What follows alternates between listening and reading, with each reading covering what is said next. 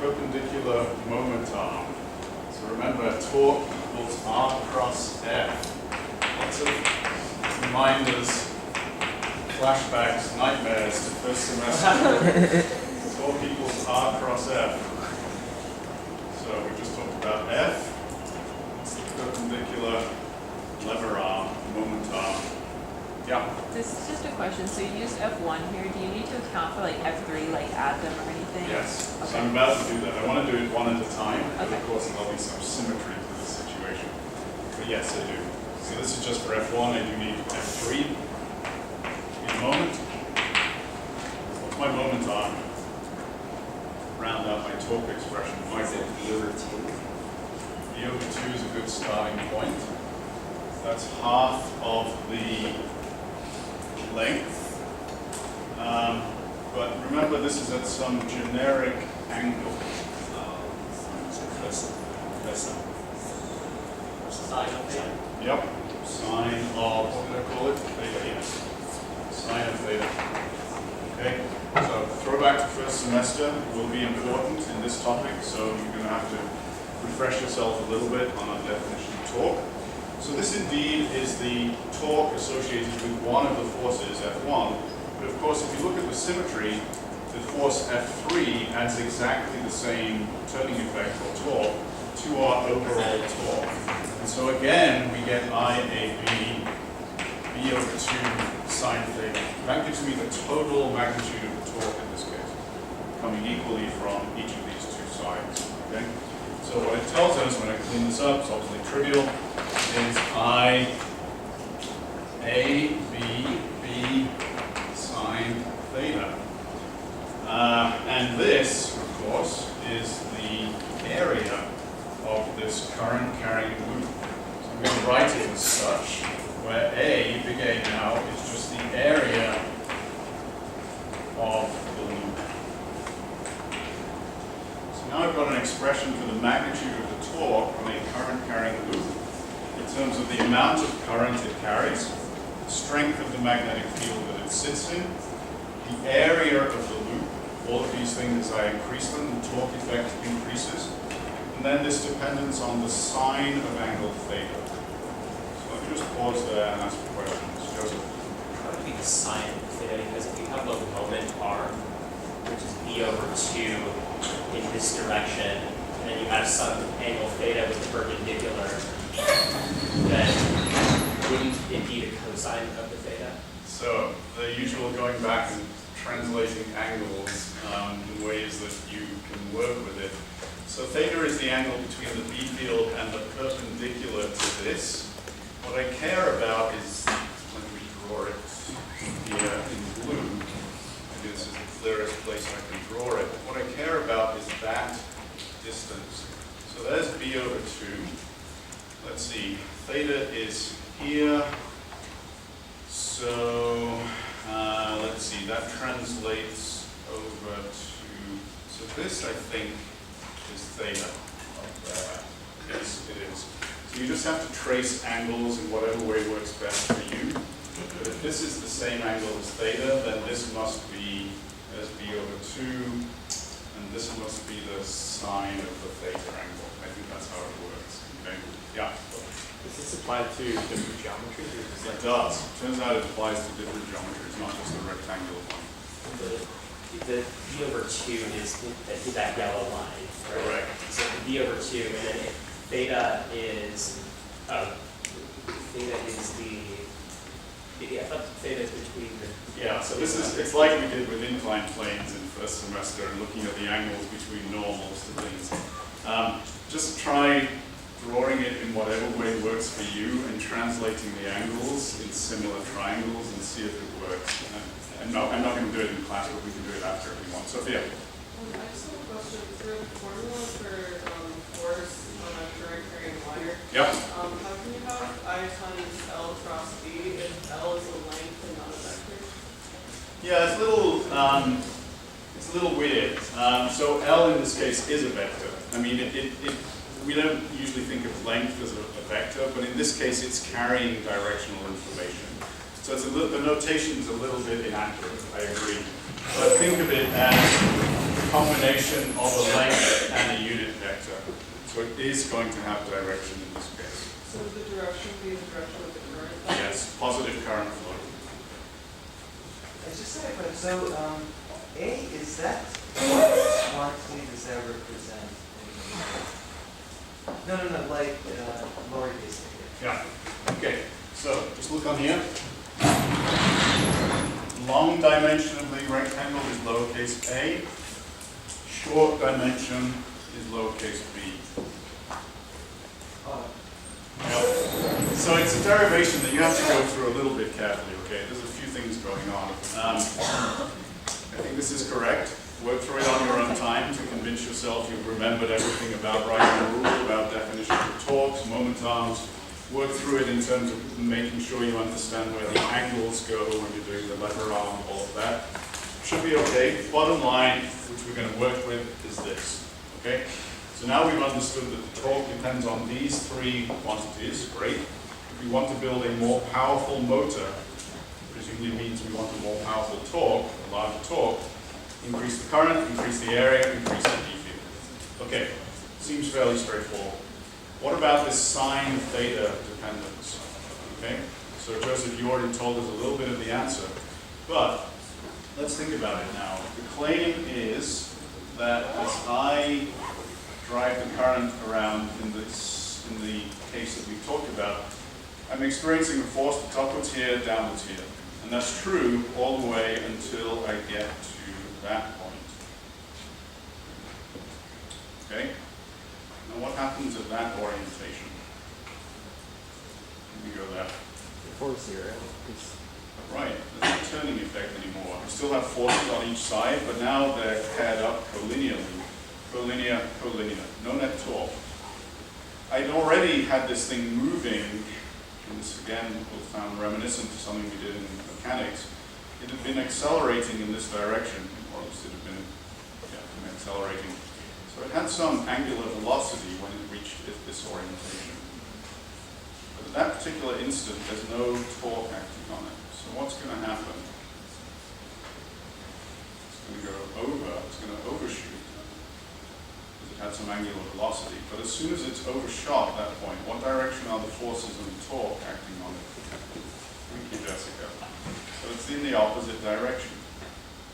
So in fact, I would expect this thing to oscillate back and forwards. And it will.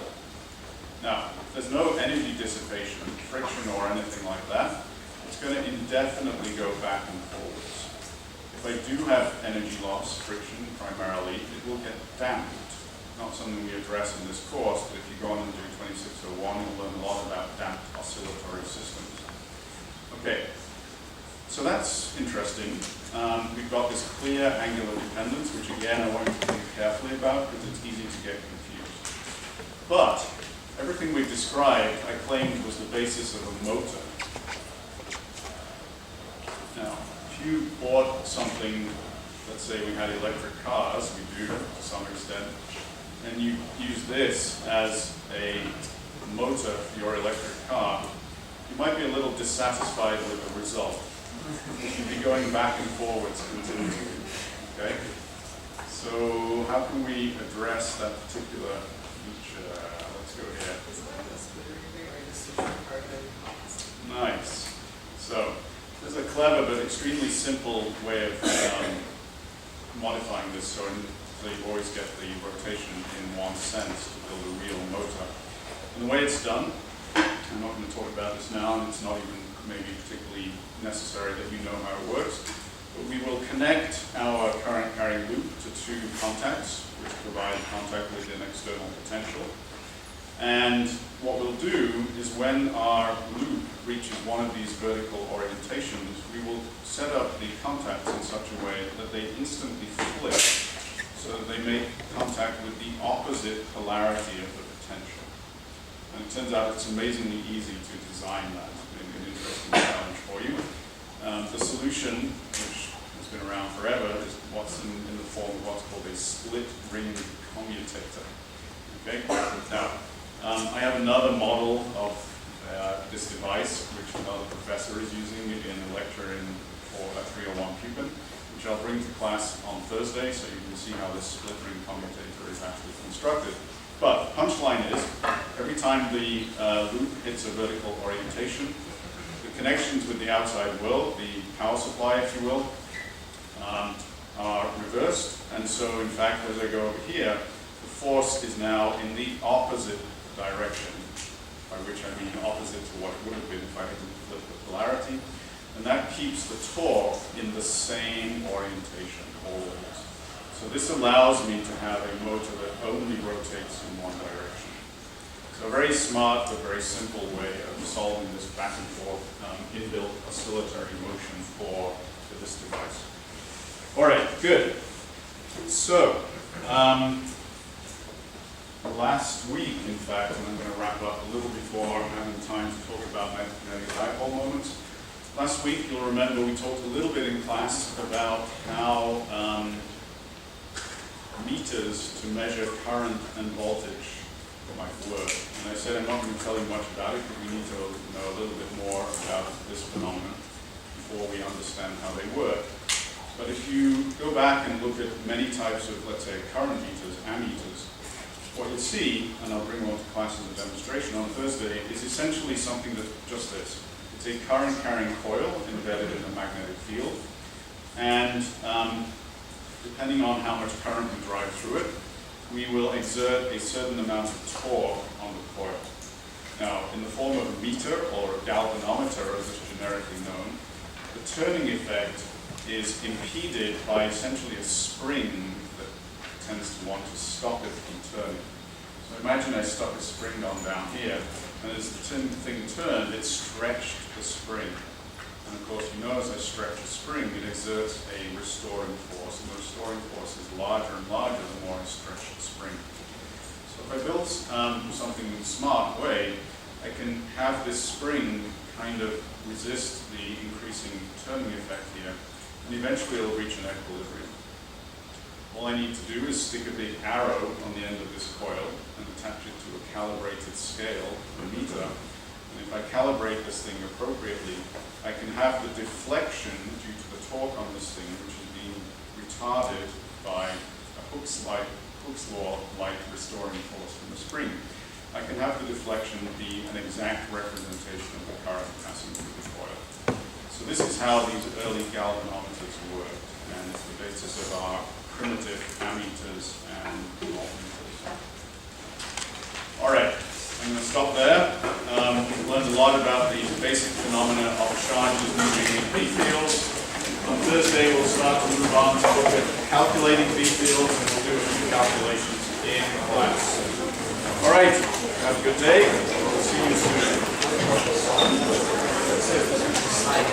Giza.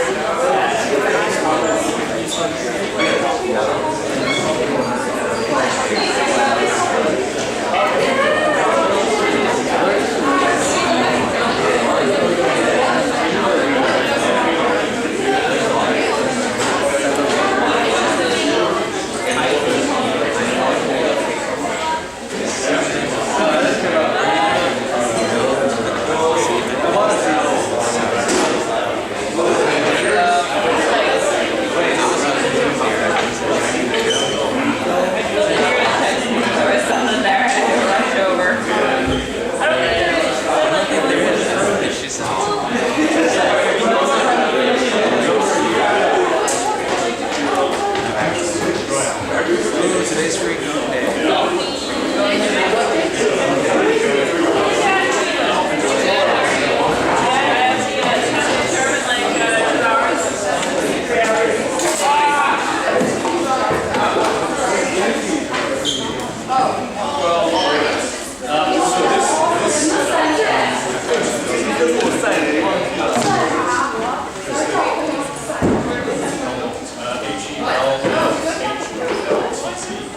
It's a next one. Also known as coil because this particular geometry happens to be states fairly uniform the whole setup sometimes described as a charge to mass ratio setup because it is indeed a way you can determine the charge to mass ratio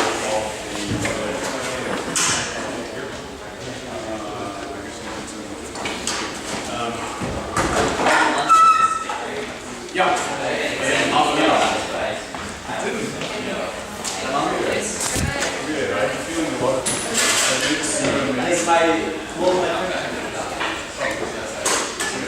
yeah, somebody else came in and said they had it turned out they had it. And if y'all ready, join us over here. We're going to start this system.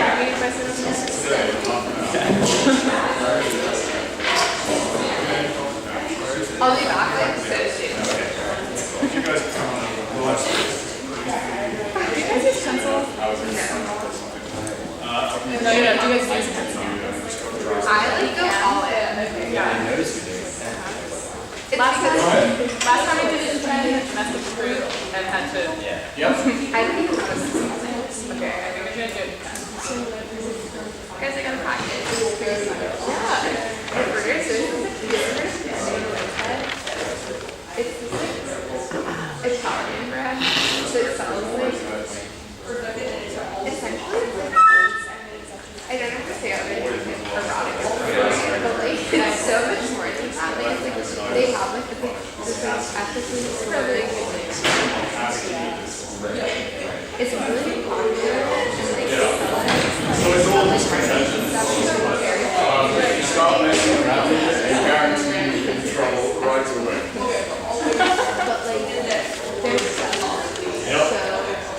And remember, it's defined for a positive charge carried out. like I